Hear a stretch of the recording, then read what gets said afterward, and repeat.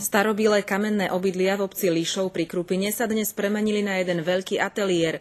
Zaslúžil sa o to známy slovenský výtvarník a scénograf Fero Lipták. Do tohto netradičného prostredia totiž umiestnil svoju výstavu. V tomto roku je to jeho vôbec jediná akcia na Slovensku.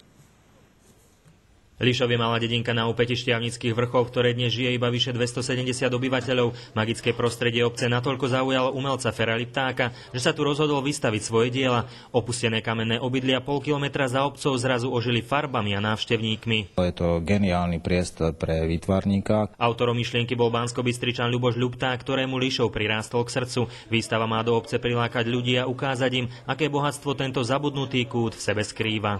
Som chcel spropagovať trošku obec, aby poznali ľudia vlastne celé Slovensko, že niečo také na Slovensku je. V starobilých kamenných obydliach uvidia návštevníci Liptákové posledné diela, ktoré vystavoval vo francúzskom Remeši, plastiky z divadla Teatro Tátro, ale aj ilustrácie z knihy Chlapec bez mena. Je tu asi do 60 vecí.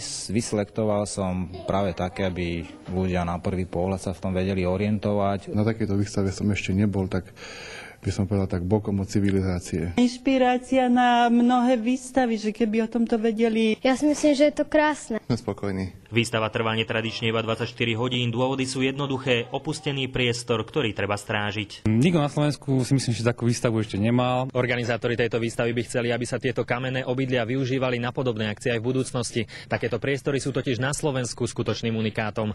Martin Dušička, Teatry.